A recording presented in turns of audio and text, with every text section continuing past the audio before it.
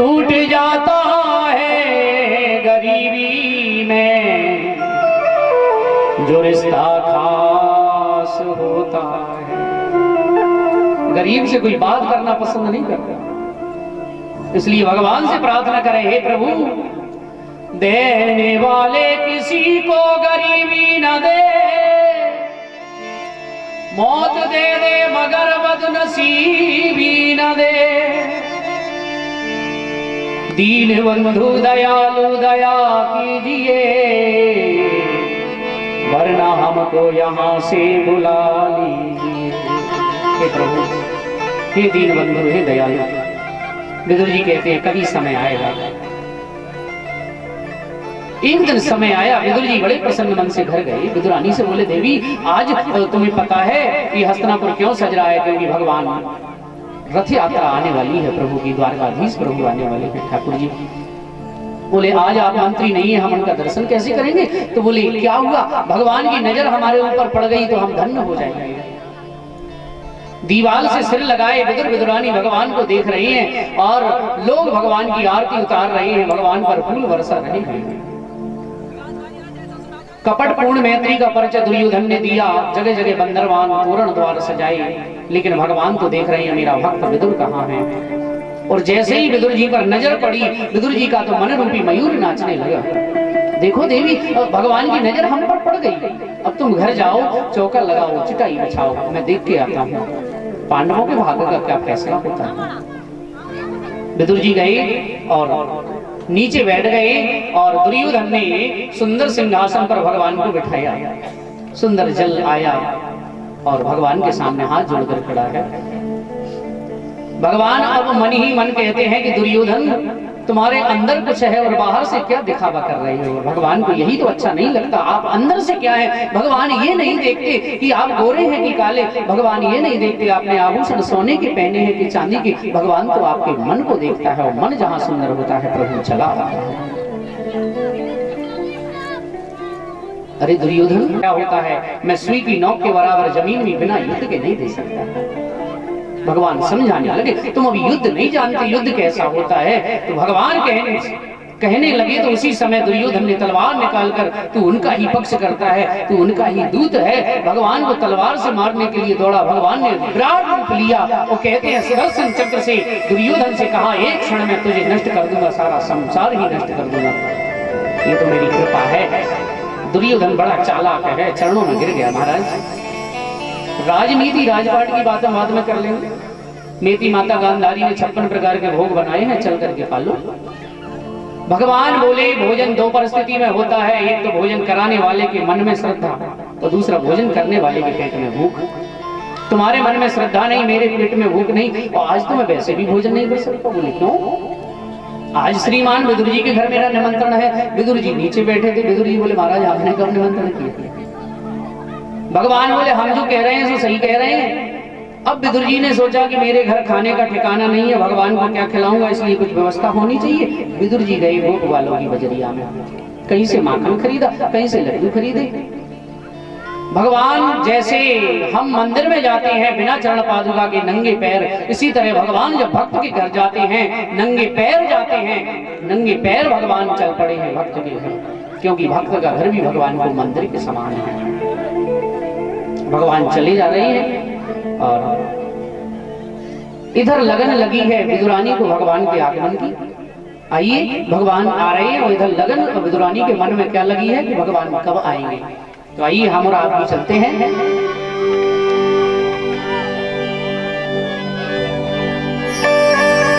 विदुरानी मन ही मन कहती है, प्रभु हे लगन तुमसे लगा बैठे। मुझे लगता है आप लोग लगन नहीं लगाना चाहते, विदुरानी जैसे लगाना चाहते हो ना? उठाइए दोनों हाथ। हो लगन तुमसे लगा बैठे, जो होगा लगन तुमसे लगा बैठे, जो होगा देखा जाएगा। ताली से कहते श्री राधे।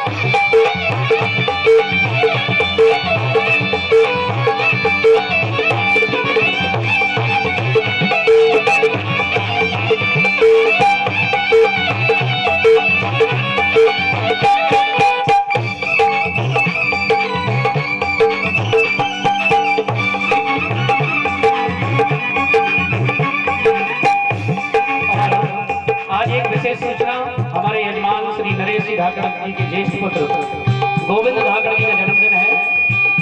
तो सभी एक बार जोरदार ताली से उनके जन्मदिन की स्वागत करते हुए जन्मदिन में अनंत अनंत आशीर्वाद मंगल कामनाएं आशीर्वाद, और बस भगवान से प्रार्थना जीवन उनका खुशियों से भरा रहे, अपने जीवन में खूब तरक्की करो, यही कामना है ईश्वर।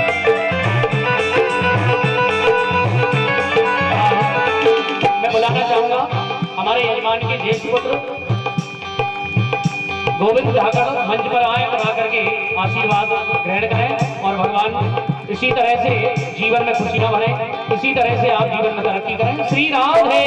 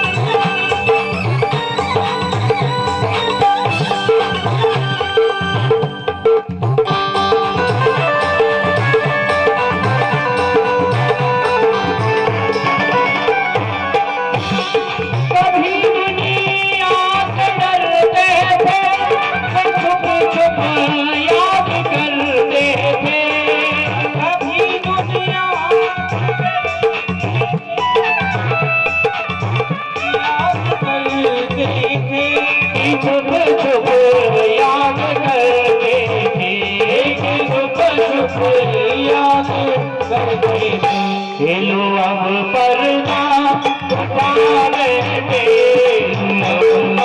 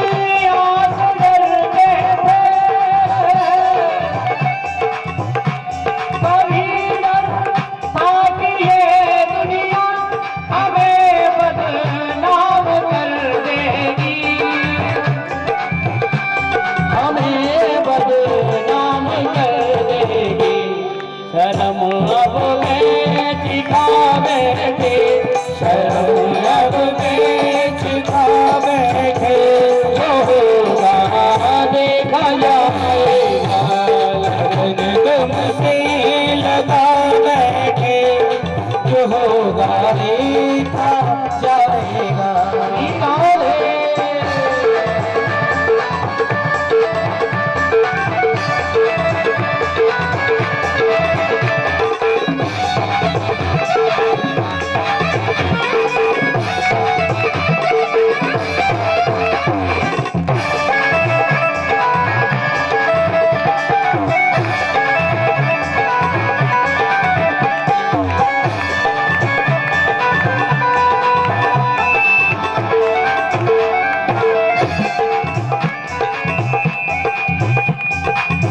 मीराबाई ने भगवान से प्रेम किया। लोगों ने पूछा, मीरा इतने बड़े राजा की यहाँ तुम बिहाई, जिनके हजारों मन सोना चांदी हीरे जवाहरात है, तुम्हें क्या मिला संसार में? बैठे सभी से दिल हटा बैठे, सभी से दिल उठा बैठे, सभी से दिल उठा बैठे, जो होगा। ये तो झूठी झूठी है, जो होगा देखा जाएगा। अभी जरा खड़ा होगा, देखा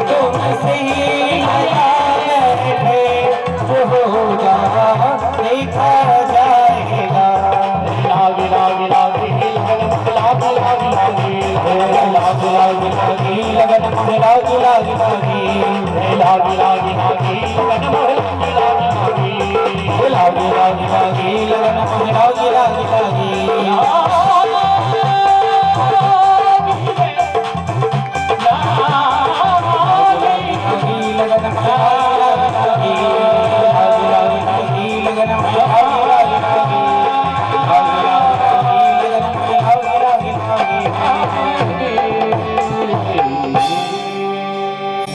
लगन तुमसे चोरी करें। और मैंने तो ये सुना है कि वो एक ऐसा काला कलूटा लड़का है वृंदावन में, कन्हैया, वो जागो देख ले वो चित्त चुरा ले। माधवी से सखियों ने कहा, बोले माधवी तू बल लड़का को मत देख लियो, बल लाला को तूने देख ली और तेरो चित्तवा ने चुरायो। माधवी ने गांठ बांध ली कि मैं वृंदावन में बहू बन के तो जा रही हूँ, लेकिन बल लाला को न देखूंगी, वो चित्त को चुरा ले। और भगवान का नाम ही है कृष्ण। कृष्ण का मतलब है करसती जीवा नाम चित्ता, चित्त जीवन में जिसके चित्त को देख ले वो चुरा ले। इसीलिए तो भगवान का नाम है चित्त चोर, माखन चोर, चीर चोर और चित्त चोर। माधवी को विवाह भयो और मैयाओ विवाह जब कोई बहू गांव में आवे तो कहते हैं गांव की नारियां मोह देखने के लिए कछु पैसा धेला लेते जावे। पुराने जमाने में था नहीं, अब वो तो पता नहीं, अब तो ये नियम नहीं है। अब तो ये देखते हैं कि बाकी बहू आई थी, बाने कितने रुपया हमारी बहू को दिए थे, उतने ही अपन ले चलो। अब वो प्रेम नहीं रहा, अब तो आपस में यही है कि बाने इतने दिए थे तो हम भी इतने ही देंगे। मैया यशोदा भी गई, मैया यशोदा ने माधवी को मोह देखो और मोह दिखाई में टका पैसा दियो पड़ा गई। श्री रामा कहने लगो लाला तू खेलवे में लगो है, और वहां तो हमारे वो ग्वाल है ना भैया, बाकी शादी हो गई और माधवी नाम की ऐसी भाभी आई है गांव में, बाको मोह जो देखे वही जाकर धन्य है ऐसा चेहरा कोई को ना। तू नहीं चले वो देखे। कन्हैया ने कही हम भी देखेंगे, चलो माधवी भाभी को पूरी टीम लेके भगवान आए। और ठाकुर जी जब आए तो ठाकुर जी आए और भगवान जब चलते थे तो शोर मच जाता था, आ गया आ गया आ गया। माधवी ने सुना कौन आ गया, बोले वही चित्त चुराने वाला आ गया। माधवी ने घूंघट डाला था और लंबा घूंघट कर लिया कि ये मुझे ना देख ले, नहीं मेरा चित्त चुराएगा। कन्हैया गए माधवी से बोले, अरे माधवी भाभी तू मुंह को मुंह दिखा। माधवी तो और उल्टा मुंह करके बैठ गई, तुमको मुंह ना दिखाओ। कन्हैया ने कही मुंह दिखा रही है कि ना दिखा रही? श्री दामा तू कह जा मुंह को मुंह दिखाए। माधवी ने मुंह ना दिखायो। श्री दामा बोलो तू पागल है, पढ़ो लिखो है ना, कछु टका पैसा देगो तब तो मुंह दिखाएगी। कन्हैया ने कही हमारे पास तो है ही ना, तू जा मैया यशोदा से जल्दी टका पैसा लेके आ, जाको देंगे मुंह देखेंगे, मैं भी तो देखूं कैसे मुंह। दौड़े दौड़े गए वाल वाल। मैया तो बोले मैया तेरो लाला माधवी को मुंह देख में खड़े है, तू जल्दी टका पैसा दे। मैया बोली दारी को जो लड़का भी मुंह को परेशान करे, अब लड़का बच्चा भी मुंह देख में जाएगा, लेकिन लाला को मचल गए। लाला बूढ़े में तो भाई 80 साल 85 साल में, अब हर बात तो उनकी करना पड़ेगी पूरी। मैया ने टका पैसा दियो, जा ले जा लाला। कन्हैया ने माधवी के हाथ में टका पैसा दियो, अब दिखा भाभी मोह, लेकिन फिर भी मोह ना दिखायो। भगवान 1 घंटा हो गया, 2 घंटा हो गए, धन्य है। देवता आकाश मार्ग से कहते हैं मारे भगवान तू आज कृष्ण बन करके गया है, सारा संसार जिसे देखने के लिए लाइन लगा के खड़ा रहता है, वो आज माधवी एक साधारण स्त्री से कहता है तू अपना मुख दिखा, धन्य है तेरी लीला, धन्य है तेरी माया। कैसी लीला होगी। माधवी ने जब मुंह नहीं दिखाया, भगवान रूठ गए और कहा माधवी अब हम तुझे इस जीवन में मुंह नहीं दिखाएंगे, तेरा ये जीवन जो है ना अब हम मुंह नहीं दिखाएंगे। फिर कन्हैया ने लीलाएं की, गिरिराज उठायो, कालिया नाग को भगायो, पूतना नाम की दारी की राक्षसी को मारो।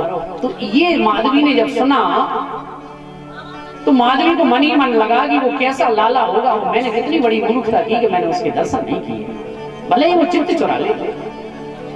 आज मैं लाला को देखूंगी।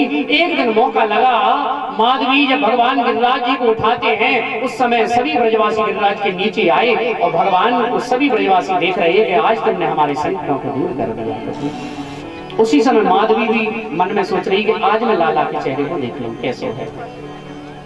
माधवी जैसे ही भगवान के चेहरे को देखने के लिए गई, उसी समय भगवान मुड़कर खड़े हो गए। माधवी हमने प्रण किया है तुम्हें इस जन्म में अब नहीं दिखाएंगे।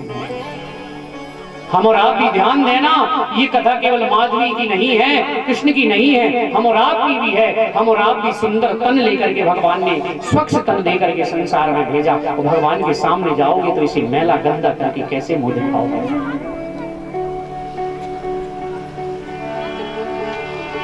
इसलिए तो बड़े बड़े संत जन गाते हैं, ओ मैली चादर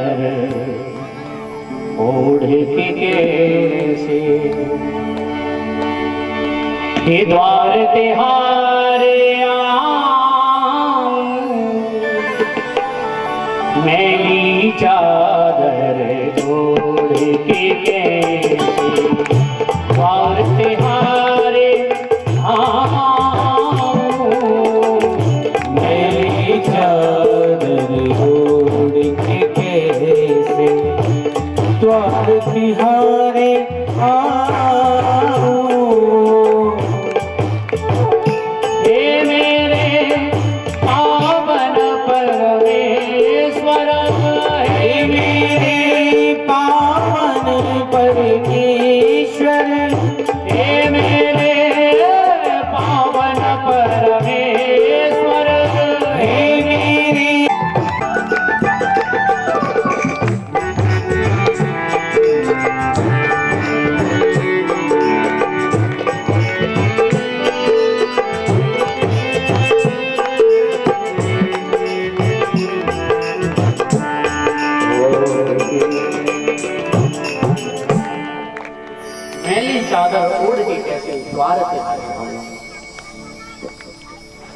कहते हैं माधवी ने जब भगवान के बुखारबंद को नहीं देखा तो माधवी रोती है, आंखों से आंसू प्रवाहित हो रहे हैं माधवी के।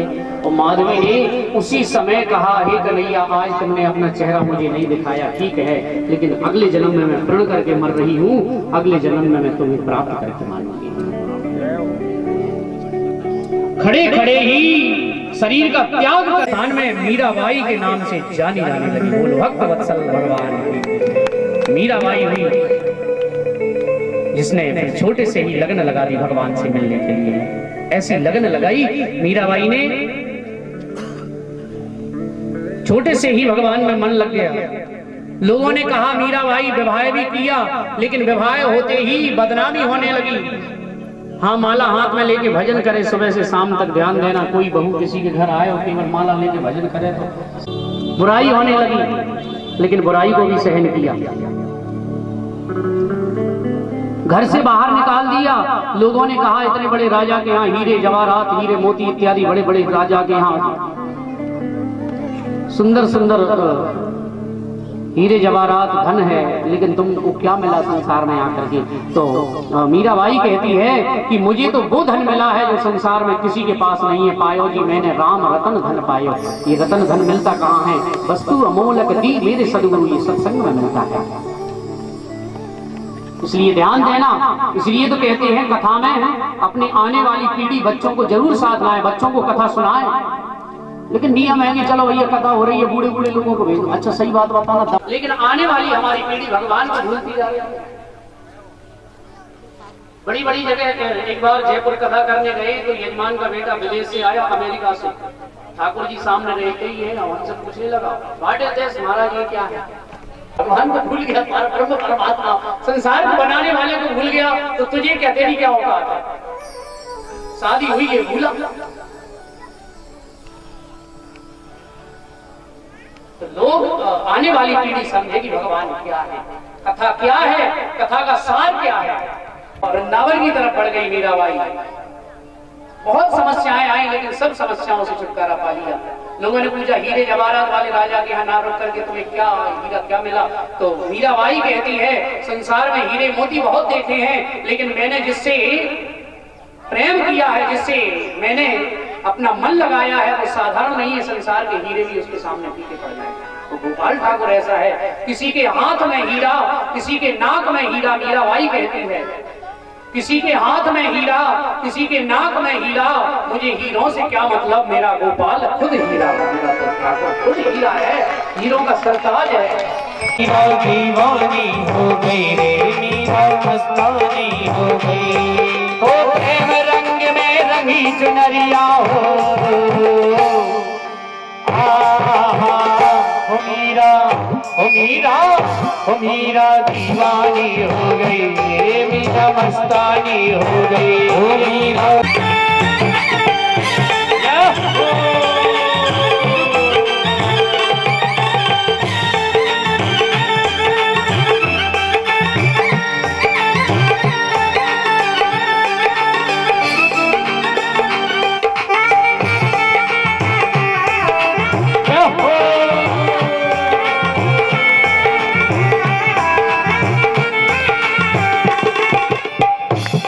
मीरा दीवानी हो गई, ये मीरा मस्तानी हो गई। ओ मीरा दीवानी हो गई, रे मीरा मस्तानी हो गई। राना की रंगी चुनरिया मीरा जी की छोड़ी, लोग लाज की नहीं खबरिया।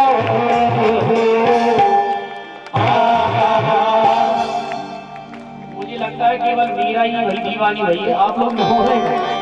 ओ मीरा दीवानी हो गई, ये मीरा मस्तानी हो गई। ओ मीरा दीवानी हो गई, ये मीरा मस्तानी हो गई।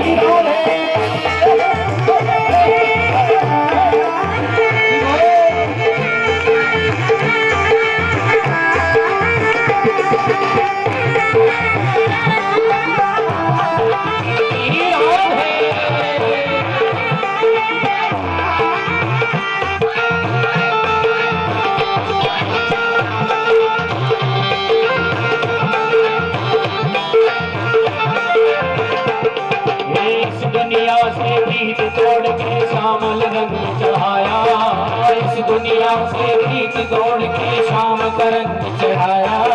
साथ सभी का दिया जोड़ के गिरधर गिरधर गाया, साथ सभी का जोड़ के गिरधर गिरधर गाया। हो तो ऐसी वही बबरिया हो मीरा, हो मीरा, हो मीरा दीवानी हो गई, मीरा मस्तानी हो गई। मीरा दीवानी हो गई, मीरा मस्तानी हो गई। राधे